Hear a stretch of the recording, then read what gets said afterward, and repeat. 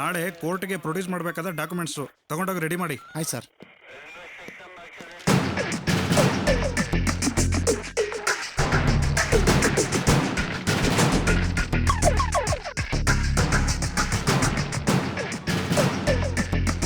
ನಮಸ್ಕಾರ ಸರ್. ಏನಮ್ಮ, ಏನು ವಿಷಯ? ಇನ್ಸ್ಪೆಕ್ಟರ್ ಸರ್ನ ನೋಡಬೇಕಿತ್ತು. ಏನು ವಿಷಯವಾಗಿ ನೋಡಬೇಕಾಗಿತ್ತು? ಯಾಕೆ? ಅದು ಕಳೆದೋಗಿರೋ ದುಡ್ಡು ಸಿಕ್ಕಿದೆ ಅಂತ ಫೋನ್ ಮಾಡಿದ್ರು. ಸರಿ, ಸಾಹೇಬ್ರು ಇನ್ನೇನು ಬರ್ತಾರೆ, ಹೋಗಲ್ಲಿ ಕೂತ್ಕೊಳ್ಳಿ.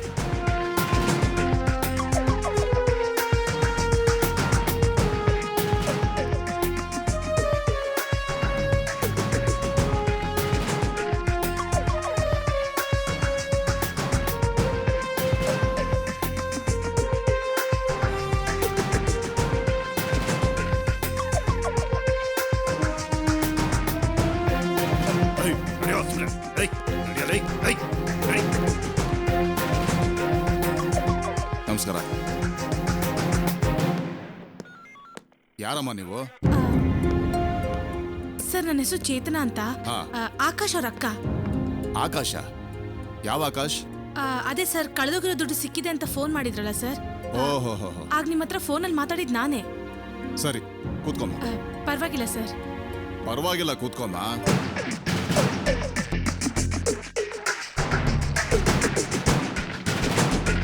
ಕಂಪ್ಲೇಂಟ್ ಕೊಟ್ಟಿರೋರು ಬರ್ದೆ ನೀವು ಬಂದಿದ್ದೀರಲ್ಲ? ಸರ್, ಅದು ನೀವು ಫೋನ್ ಮಾಡಿದ ಕೂಡಲೇ ಅವನಿಗೆ ಆಫೀಸಿಂದ ಅರ್ಜೆಂಟಾಗಿ ಫೋನ್ ಬಂತು ಸರ್. ಅದಕ್ಕೆ ಆಫೀಸ್ ವಿಷಯವಾಗಿ ಹಾಸನ್ಗೆ ಹೋಗ್ಬೇಕು ಅಂತ ಹೇಳಿದ್ರು ಸರ್. ಅದಕ್ಕೆ ಅವ್ನು ಹೊರಟ್ಬಿಟ್ಟ. ವಾಪಸ್ ಬರೋಕ್ಕೆ ಇನ್ನೂ 10 ದಿನ ಆಗುತ್ತೆ ಸರ್. ಅದಕ್ಕೆ ನೀನು ಸ್ಟೇಷನ್ಗೆ ಹೋಗಿ ಇನ್ಸ್ಪೆಕ್ಟರ್ಗೆ ಹೇಳಿ ದುಡ್ಡಿಸ್ಕೊಂಬ ಅಂತ ನನ್ನ ಕಳಿಸ್ಕೊಟ್ಟ ಸರ್. ಕಂಪ್ಲೇಂಟ್ ಕೊಟ್ಟಿರೋರು ಬಂದ್ರೆ ಮಾತ್ರ ದುಡ್ಡು ಕೊಡ್ತೀವಿ, ಬೇರೆಯವ್ರಿಗೆಲ್ಲ ಕೊಡೋದಕ್ಕಾಗೋದಿಲ್ಲಮ್ಮ. ಸರ್, ಅದೇ ಹೇಳಿದ್ನಲ್ಲ ಸರ್, ನನ್ನ ತಮ್ಮ ಬರೋದಕ್ಕಾಗಲ್ಲ ಅಂತ.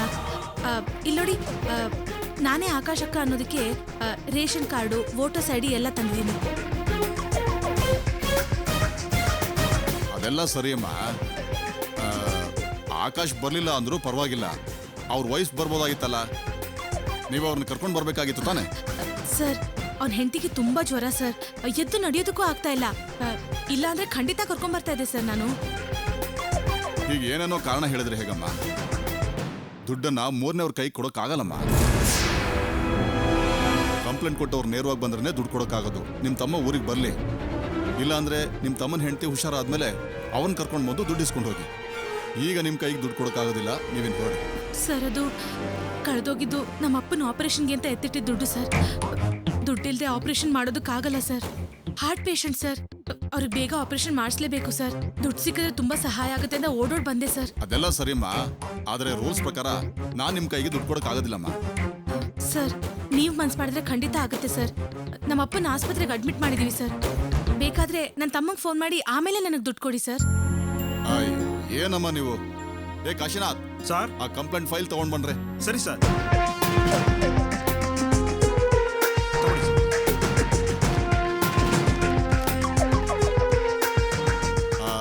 ನಿಮ್ ತಮ್ಮನ ಹೆಸರು ಏನಂದ್ರೆ? ಆಕಾಶ್ ಸರ್. ಅವ್ರ ಮೊಬೈಲ್ ನಂಬರು 9845388099 ತಾನೆ? ಹೌದು ಸರ್.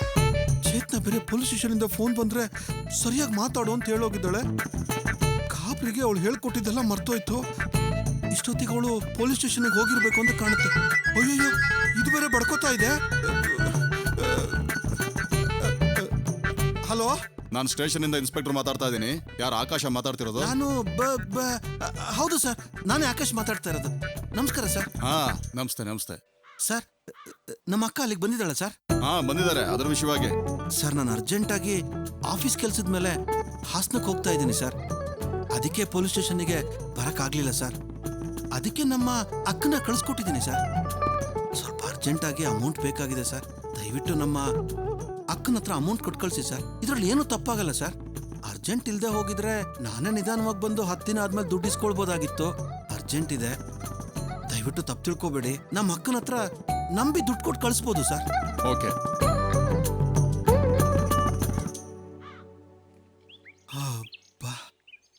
ಸರ್, ನನ್ನ ತಮ್ಮ ಏನ್ ಹೇಳ್ದ ಸರ್? ನಿಮ್ ಕೈಗೆ ದುಡ್ಡು ಕೊಡಕ್ಕೆ ಹೇಳಿದ್ರಮ್ಮ. ಏ ಕಾಶಿನಾಥ್, ಹೋಗಿ ದುಡ್ಡು ತಗೊಂಡ್ಬನ್ನಿ. ಸರಿ ಸರ್.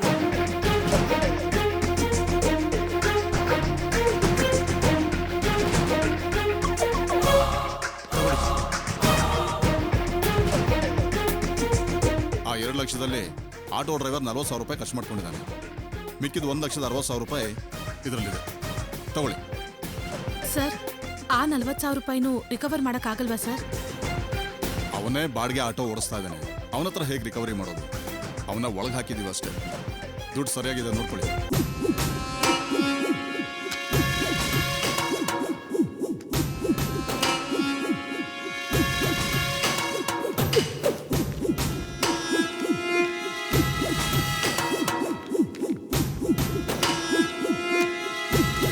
ರೇ ಕಾಶಿನಾಥ್ ಸರ್, ಇವ್ರ ಹತ್ರ ಒಂದು ಸೈನ್ ಮಾಡಿಸ್ಕೊಳ್ರಿ. ಸರಿ ಸರ್. ತಗೊಳ್ಳಿ ಅಮ್ಮ, ಇಲ್ಲೊಂದು ಸೈನ್ ಮಾಡಿ.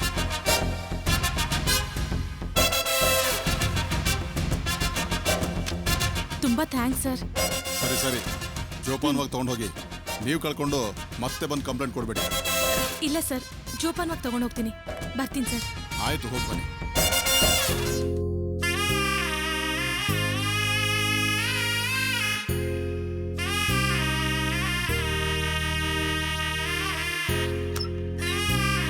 ಸಿಸ್ಟರ್, ನನ್ನ ತಂಗಿ ಹೇಗಿದ್ದಾಳೆ? ಈಗ್ಲೇ ಏನು ಹೇಳಕ್ಕಾಗಲ್ಲ.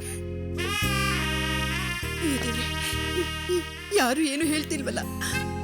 ನನ್ನ ಮಗಳು ಹೇಗಿದ್ದಾಳೆ? ನನ್ನ ಮಗಳು ಹೇಗಿದ್ದಾಳೆ?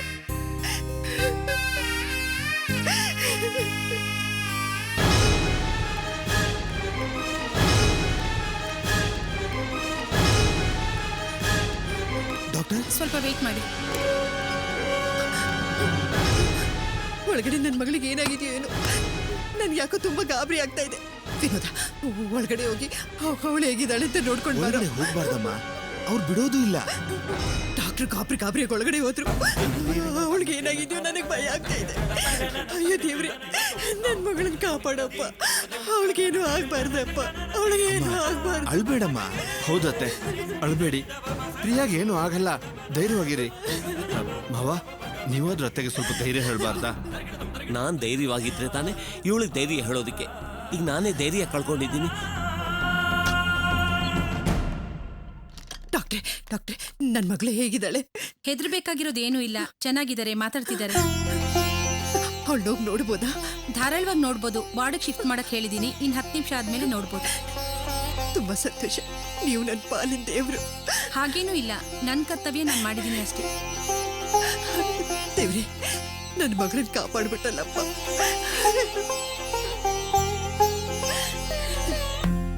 ಪ್ರಿಯಾ ಪ್ರಿಯಾ ಪ್ರಿಯಾ, ಯಾಕೆ ಹೀಗೆ ಮಾಡ್ಕೊಳಕ್ ಹೋದೆ?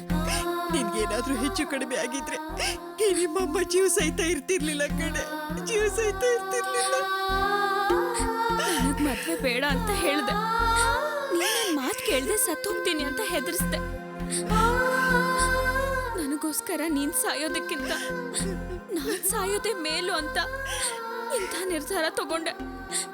ನನ್ನನ್ನು ಯಾರು ಕಾಪಾಡಿದ್ರಿ? ನನ್ನನ್ನು ಬಿಟ್ಬಿಟ್ಟಿದ್ರೆ ನಾನು ಹಾಗೆ ಸತ್ತು ಹೋಗ್ತಿದ್ದೆ. ಇನ್ನೊಬ್ಬನ ಮದ್ವೆ ಮಾಡ್ಕೊಂಡು ಮನ್ಸಲ್ಲೇ ಸಾಯೋದಕ್ಕಿಂತ ಹಾಗೆ ಸತ್ತು ಹೋಗಿದ್ದಿದ್ರೆ ನೆಮ್ಮದಿಯಾಗಿರ್ತಿದ್ದೆ. ನೋಡಿದ್ರ ಹೇಗ್ ಮಾತಾಡ್ತಿದ್ದಾಳೆ ಅಂತ. ಪ್ರಿಯಾ, ಇನ್ನೊಂದ್ಸಲ ಇಂಥ ನಿರ್ಧಾರ ಎಲ್ಲ ತಗೋಬೇಡಮ್ಮ. ಹೀಗೆಲ್ಲ ಮಾತಾಡಬಾರ್ದು. ಇನ್ಮೇಲೆ ನಿನ್ನ ಮದುವೆ ಬಗ್ಗೆ ಯಾರು ನಿನ್ಗೆ ಒತ್ತಾಯ ಮಾಡೋದಿಲ್ಲ. ಅದಕ್ಕೆ ನಾನ್ ಜವಾಬ್ದಾರಿ. ನಮ್ಮ ಪ್ರಿಯಾ, ಏನಿದ್ ನಿನ್ ಹೊಸ ಅಭ್ಯಾಸ? ಇದಕ್ ಮುಂಚೆ ಎಂತೆಂತ ಸಮಸ್ಯೆಗಳನ್ನ ಎದುರಿಸ್ತೋಳ್ ನೀನು. ಈಗ ಅಮ್ಮ ಹೆದರ್ಸ್ತಾ ಇದ್ದಾಳೆ ಅಂತ ಸಾಯೋ ನಿರ್ಧಾರ ಮಾಡಿದ್ಯಾ? ನಿನ್ಗೇನಾದ್ರೂ ಹುಚ್ಚಿಗೆ ಹಿಡ್ದಿದ್ಯಾ? ಅಮ್ಮನ್ನ ಹೇಗ್ ಸಮಾಧಾನ ಮಾಡೋದು ಅಂತ ನನಗೆ ಗೊತ್ತಾಗ್ಲಿಲ್ಲ. ಅದಕ್ಕೆ ಇಂಥ ನಿರ್ಧಾರ ತಗೊಂಡೆ. ಇಂಥ ನಿರ್ಧಾರ ತಗೊಂಡಿದ್ದು ಒಳ್ಳೇದೇ ಆಯ್ತು. ಇನ್ಮೇಲೆ ಮದ್ವೆ ಬಗ್ಗೆ ಒತ್ತಾಯ ಮಾಡೋದಿಲ್ಲ ಅಂತ ಅಪ್ಪನೂ ಒಪ್ಕೊಂಡಿದ್ದಾರೆ. ಹಾಗಾದ್ರೆ ಹೆದರ್ಸೋದಕ್ಕೆ ಈ ರೀತಿ ಮಾಡಿದ್ಯಾ? ಅಲ್ಲತ್ತೆ, ಪ್ರಿಯಾ ಈಗ ಆರ್ತದಲ್ಲಿ ಹೇಳಿದ್ಲು ಅಂತ ಕೇಳ್ದೆ ಅಷ್ಟೇ. ಇಲ್ಲ, ನಾನು ಹೆದರ್ಸೋದಕ್ಕೋಸ್ಕರ ಈ ತರ ಮಾಡ್ಲಿಲ್ಲ. ಅದಕ್ಕೆ ನಿಜವಾಗ್ಲೂ ಸಾಯ್ಬೇಕು ಅಂತಾನೆ ಈ ತರ ಮಾಡ್ಕೊಂಡಿದ್ದು. ಆದ್ರೆ ನೀವೆಲ್ರೂ ನನ್ನನ್ನ ಕಾಪಾಡ್ಬಿಟ್ರಿ. ನೋಡು ಪ್ರಿಯಾ, ಸಾಯೋ ನಿರ್ಧಾರ ಮಾಡೋದು ಹುಚ್ಚತನ. ಕುಟುಂಬ ಅಂದ್ಮೇಲೆ ಸಮಸ್ಯೆ ಇದ್ದೇ ಇರತ್ತೆ. ಅದಕ್ಕೆ ಸಾವೇ ಪರಿಹಾರನ? ಇನ್ಮೇಲೆ ಹೀಗೆಲ್ಲ ನಡ್ಕೋಬಾರ್ದು. ಇನ್ಮೇಲೆ ನಾನು ಇಂಥ ನಿರ್ಧಾರ ತಗೊಳ್ಳೋದಿಲ್ಲ ಅಣ್ಣ. ನನ್ನ ಮದ್ವೆ ಬಗ್ಗೆ ಮಾತಾಡೋದಿಲ್ಲ ಅಂತ ಅಪ್ಪ ನನಗೆ ಮಾತು ಕೊಟ್ಟಿದ್ದಾರೆ. ನಾನು ಈ ಜಗತ್ತಲ್ಲಿ ಏನಾದ್ರೂ ಸಾಧಿಸ್ಬೇಕು.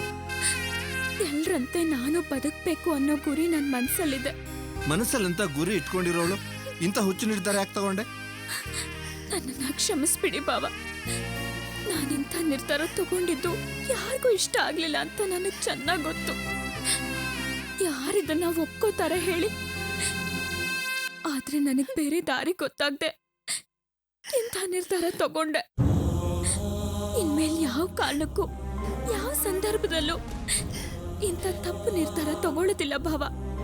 ಸರಿಮ್ಮ, ಆದ್ರೆ ನಿನ್ ಭವಿಷ್ಯದ ಬಗ್ಗೆ ಚಿಂತೆ ಮಾಡಿದ್ರೆ ನನಗ್ ನಿದ್ದೆನೆ ಬರೋದಿಲ್ಲ ಕಡೆ. ಪಾರ್ವತಿ, ಭವಿಷ್ಯ ಭವಿಷ್ಯ ಅಂತ ಇವಳ ಮನಸ್ಸಿಗೆ ನೋವು ಕೊಡಬೇಡ. ಕಡೆವರೆಗೂ ಇವಳು ನಮ್ಮ ಜೊತೆಲಿ ಇದ್ಬಿಟ್ರೆ ಏನೇ ಆಗ್ಬಿಡುತ್ತೆ. ಇಲ್ಲಪ್ಪ, ಅಮ್ಮ ಯೋಚನೆ ಮಾಡ್ತಾ ಇರೋದು ಒಂದ್ ರೀತಿ ಸರಿನೇ. ಜನ ಏನ್ ಅಂತಾರೋ ಏನ್ ಮಾತಾಡ್ಕೋತಾರೋ ಅಂತ ಭಯಪಟ್ಟು ನನ್ನ ಭವಿಷ್ಯದ ಬಗ್ಗೆ ಯೋಚನೆ ಮಾಡ್ತಿದ್ದಾರೆ. ನನ್ನ ಭವಿಷ್ಯನೇ ನನ್ನ ಮಗು.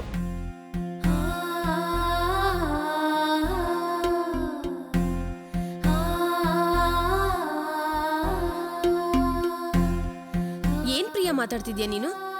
ಇಲ್ದೇರ ಮಗು ಬಗ್ಗೆ ನೆನ್ಸ್ಕೊಂಡು ಅದೇ ನನ್ ಭವಿಷ್ಯ ಅಂತ ಹೇಳ್ತಿದ್ಯಲ್ಲ? ಯಾರು ಹೇಳಿದ್ದು ನನ್ನ ಮಗು ಇಲ್ಲ ಅಂತ?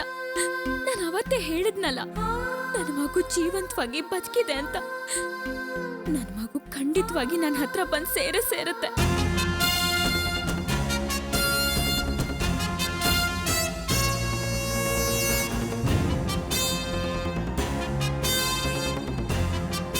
ನಾನು ಪಾವಾಗ ಹೇಳಿದ್ದೆ, ನನ್ನ ಮಗು ಎಲ್ಲೋ ಜೀವಂತವಾಗಿದೆ, ಹೇಗಾದ್ರೂ ಮಾಡಿ ಅದನ್ನ ಹುಡುಕಿ ನನ್ನ ಕೈಗೆ ತಂದ್ಕೊಡಿ ಅಂತ. ನಾನ್ ಕೇಳಿದ್ರೆ ನಮ್ ರಮೇಶ್ ಬಾವ ನನಗೋಸ್ಕರ ಏನ್ ಬೇಕಾದ್ರೂ ಮಾಡ್ತಾರೆ. ನನ್ ಮಗು ವಿಷಯದಲ್ಲಿ ಖಂಡಿತ ನನಗ್ ಸಹಾಯ ಮಾಡ್ತೀನಿ ಅಂತ ಹೇಳಿದ್ದಾರೆ. ನನ್ ಮಗುನ ಹುಡುಕಿ ಎತ್ಕೊಂಡ್ ಬಂದು ನನ್ ಕೈಗೆ ಕೊಡ್ತಾರೆ. ಬಾವ, ನನ್ ಮಗುನ ಹುಡುಕಿ ನನ್ ಕೈಗೆ ತಂದ್ಕೊಡ್ತೀರಾ ಅಲ್ವಾ ಬಾವ? ಏನ್ ಬಾವ, ನಾನ್ ನಿಮ್ ಬಗ್ಗೆ ನಂಬಿಕೆ ಇಟ್ಕೊಂಡು ಇಷ್ಟೊಂದು ಮಾತಾಡ್ತಾ ಇದ್ದೀನಿ, ನೀವ್ ನೋಡಿದ್ರೆ ಏನು ಮಾತಾಡ್ದೆ ಮೌನವಾಗಿದ್ದೀರಲ್ಲ.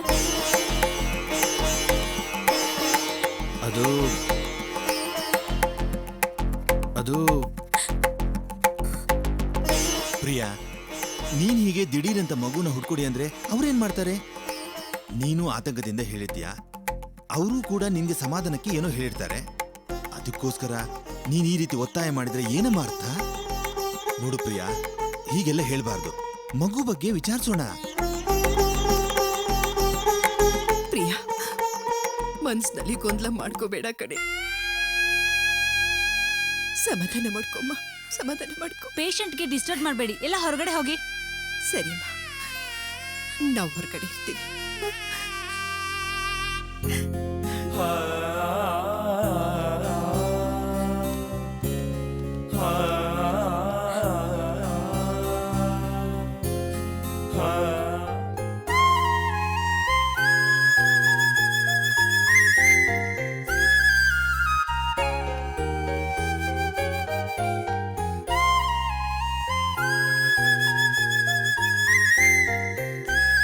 ಈ ಬಿಲ್ ಸೆಟಲ್ ಮಾಡಿ, ಹಾಗೆ ಟ್ಯಾಬ್ಲೆಟ್ಸ್ ತಗೊಂಡ್ ಬನ್ನಿ, ಮತ್ತೆ ಪೇಷಂಟ್ಗೆ ಏನಾದ್ರು ಜ್ಯೂಸ್ ಕೊಡಿ. ಸರಿ ಸಿಸ್ಟರ್. ರೀ, ನಾನು ಹೋಗಿ ಜ್ಯೂಸ್ ತಗೊಂಡ್ ಬರ್ತೀನಿ. ಸರಿ ನಡಿ. ಅಣ್ಣ, ಆ ಚೀಟಿ ಕೊಡಿ, ನಾನು ಮೆಡಿಕಲ್ ಸ್ಟೋರ್ಗೆ ಹೋಗಿ ಬರ್ತೀನಿ. ಸರಿಮಾ.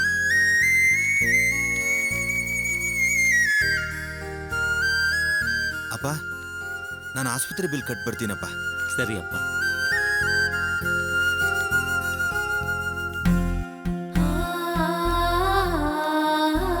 ಅಳಿಯಂದ್ರೆ ಯಾಕಣ್ಣಲ್ಲಿರು? ಮನಸ್ಸಲ್ಲಿ ಅಪರಾಧಿ ಭಾವನೆ ಕಾಡ್ತಾ ಇದೆ. ನೀವೇ ನೋಡಿದ್ರಲ್ಲ, ಪ್ರಿಯಾ ಪಾಪ ನನ್ನ ಮೇಲೆ ಎಷ್ಟೊಂದು ನಂಬಿಕೆ ಇಟ್ಕೊಂಡು ಆ ಮಾತು ಹೇಳಿದ್ಲು ಅಂತ. ಆದ್ರೆ ಅವಳ ನಂಬಿಕೆಗೆ ತಕ್ಕ ಹಾಗೆ ನಡ್ಕೊಳ್ಳಿಲ್ವಲ್ಲ ಅಂತ ನಾನೆಂತ ದೊಡ್ಡ ತಪ್ಪು ಮಾಡಿದ್ದೀನಿ ಅಂತ ನನ್ನ ಮನಸ್ಸನ್ನ ಸೂಜಿ ತರ ಚುಚ್ತಾ ಇದೆ. ಗ್ಯಾರೇಜಿಗೆ ಬಂದು ನನ್ನ ಮಗು ಜೀವಂತವಾಗಿ ಬದುಕಿದೆ, ಹೇಗಾದ್ರೂ ಮಾಡಿ ಪತ್ತೆ ಮಾಡ್ಕೊಡಿ ಬಾವ ಅಂತ ಕೇಳಿದ್ಲು. ಆಗ ನಾನು ಏನ್ ಹೇಳ್ಬೇಕು ಅಂತ ಗೊತ್ತಾಗದೆ ಒದ್ದಾಡ್ಬಿಟ್ಟೆ. ಈಗ ಮತ್ತೆ ಒಳಗಡೆ ಅದೇ ಮಾತನ್ನ ಹೇಳ್ತಾ ಇದ್ದಾಳೆ. ನಾನೇನ್ ಮಾಡ್ಲಿ ಹೇಳಿ? ಪಾರ್ವತಿ, ನಾನು ಮತ್ತೆ ಮತ್ತೆ ನಿನ್ ಮೇಲೆ ತಪ್ಪು ಹೊರಿಸ್ತಿದ್ದೀನಿ ಅಂತ ಅನ್ಕೋಬೇಡ. ಹೆಣ್ಮಕ್ಳಿಗೆ ಒಳ್ಳೇದು ಮಾಡ್ತೀನಿ ಅಂತ ನೀನ್ ಮಾಡಿದ್ದೆಲ್ಲ ಬರೀ ಕೆಟ್ಟದ್ದೇ ಆಗಿದೆ. ಈಗೇನಾಯ್ತು, ನಮ್ಮಿಬ್ಬರು ಹೆಣ್ಮಕ್ಳಿಗೂ ಒಳ್ಳೇದು ಮಾಡ್ತೀನಿ ಅಂತ ನೀನು ಮಗುನ್ ಬದಲಾಯಿಸಿದ್ದು ಈಗ ಎಲ್ಲಿಗೆ ಬಂದು ನಿಂತಿದೆ ನೋಡಿದ್ಯಾ? ಪಾಪ ಅಳಿಯಂದ್ರು ಒಂದೊಂದು ಸಲನೂ ಈ ವಿಷಯನ ನಿಭಾಯಿಸೋದಕ್ಕೆ ಹೇಗೆ ಕಷ್ಟಪಡ್ತಿದ್ದಾರೆ ಅಂತ ನೀನೇ ನೋಡ್ದಿಯಲ್ಲ. ಸರಿ ರೀ, ಹೀಗೆಲ್ಲ ನಡೆಯುತ್ತೆ ಅಂತ ನಮಗ್ ಗೊತ್ತಿತ್ತ. ಹಾಗಂತ ಮತ್ತೆ ಮಗುನ ಬದಲಾಯಿಸಕ್ಕಾಗತ್ತಾ? ಯಾಕತ್ತೆ ಆಗೋದಿಲ್ಲ? ಏನ್ ಹೇಳ್ತಿದ್ದೀರಾ ಅಳಿಂದ್ರೆ? ಹೌದತ್ತೆ, ಅರ್ಚನಾ ಹತ್ರ ನಿಜ ಹೇಳ್ಬಿಡೋಣ. ನಿನ್ನ ಹತ್ರ ಇರೋದು ಪ್ರಿಯ ಮಗು. ನಿನ್ನ ಮಗು ಆಸ್ಪತ್ರೆನಲ್ಲೇ ಸತ್ತು ಹೋಗಿದೆ. ಈ ವಿಷಯನ ನಿನ್ನ ಹತ್ರ ಹೇಳಿದ್ರೆ ನೀನು ತಡ್ಕೊಳ್ಳೋದಿಲ್ಲ ಅಂತ ಮಗುವನ್ನ ಬದಲಾಯಿಸಿದ್ವಿ ಅಂತ ಅರ್ಚನಾ ಹತ್ರ ನಿಜ ಹೇಳ್ಬಿಡೋಣ. ಅರ್ಚನಾ ಹತ್ರ ಇರೋ ಪ್ರಿಯ ಮಗುನ ಇಸ್ಕೊಂಡು ಪ್ರಿಯ ಕೈ ಕೊಟ್ಬಿಡೋಣ. ಅಯ್ಯೋ ಬೇಡ ಅಳಿಂದ್ರೆ, ಆತರ ಪಡ್ಬೇಡಿ.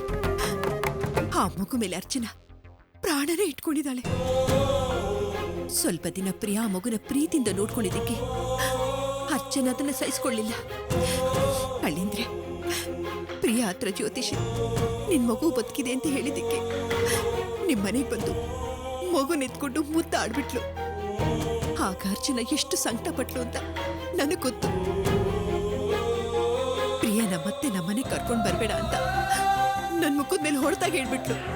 ಈ ವಿಷಯನ ನಾನು ನಿಮ್ಮ ಹತ್ರ ಮೊದಲೇ ಹೇಳಿದ್ದೀನಲ್ಲ.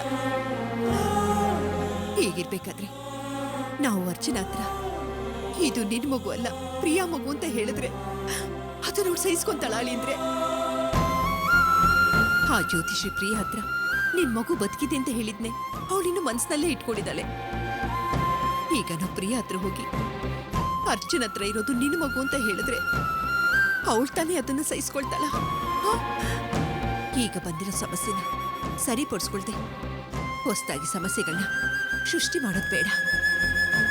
ಅಳಿಯಂದ್ರೆ, ಇದುವರೆಗೂ ಪಾರ್ವತಿ ಎಲ್ಲ ವಿಷಯದಲ್ಲೂ ಸಮಸ್ಯೆಯನ್ನ ಸೃಷ್ಟಿ ಮಾಡಿದ್ದಾಳೆ. ಈಗ ಮೊದಲನೇ ಸಲ ಸಮಸ್ಯೆನ ಬಗೆಹರಿಸೋದ್ರ ಬಗ್ಗೆ ಹೇಳ್ತಿದ್ದಾಳೆ. ನೋಡಿ, ಈಗ ಮಗು ಬಗ್ಗೆ ನಿಜ ಹೇಳಿ ಮತ್ತೊಂದು ಸಮಸ್ಯೆಯನ್ನ ಸೃಷ್ಟಿ ಮಾಡೋದು ಬೇಡ. ಅರ್ಚನಾ ಹತ್ರ ಇರೋ ಮಗು ಅರ್ಚನಾ ಮಗು ಹಾಗೇ ಇರ್ಲಿ. ಪ್ರಿಯಾ ಮಗು ಸತ್ತು ಹೋಗಿದೆ ಅಂತಾನೆ ಹೇಳೋಣ. ಈಗ ತನ್ನ ಮಗು ಬದುಕಿದೆ ಅಂತ ಮನ್ಸಲ್ಲಿ ಆಸೆ ಇಟ್ಕೊಂಡಿರೋ ಪ್ರಿಯಾಗೆ ಸ್ವಲ್ಪ ದಿನಗಳಾದ್ಮೇಲೆ ಇಲ್ಲಮ್ಮ ನಿನ್ ಮಗು ಸತ್ತೋಗಿದೆ ಅಂತಾನೆ ಹೇಳಿ ಅವಳ ಮನ್ಸನ್ನ ಬದಲಾಯಿಸೋಣ. ಅಯ್ಯೋ ಮಾವ, ನೀವು ಹೇಳ್ತಾ ಇರೋದು ನನಗೆ ಅರ್ಥ ಆಗ್ತಾ ಇದೆ. ಆದ್ರೆ ನಾನು ಏನ್ ಮಾಡ್ಬೇಕು ಅಂತ ನನಗೆ ಗೊತ್ತಾಗ್ತಾ ಇಲ್ಲ. ಸುಳ್ಳು ಹೇಳ್ಬಿಟ್ಟು ಅವಸ್ಥೆ ಪಡ್ತಾ ಇದ್ದೀನಿ. ಈಗ ಮತ್ತೇನಾದ್ರೂ ಪ್ರಿಯ ಹತ್ಕೊಂಡು ಕೇಳಿದ್ರೆ ನಾನು ನಿಜ ಹೇಳ್ಬಿಡ್ತೀನಿ. ಅದಕ್ಕೆ ನಾನು ಇಲ್ಲಿ ಇರೋದಿಲ್ಲ, ನಾನು ಗ್ಯಾರೇಜ್ಗೆ ಹೋಗ್ಬಿಡ್ತೀನಿ. ಅರ್ಚನೆ ಬಂದು ಕೇಳಿದ್ರೆ ನಾನು ಗ್ಯಾರೇಜ್ಗೆ ಹೋಗಿದ್ದೀನಿ ಅಂತ ಹೇಳಿ.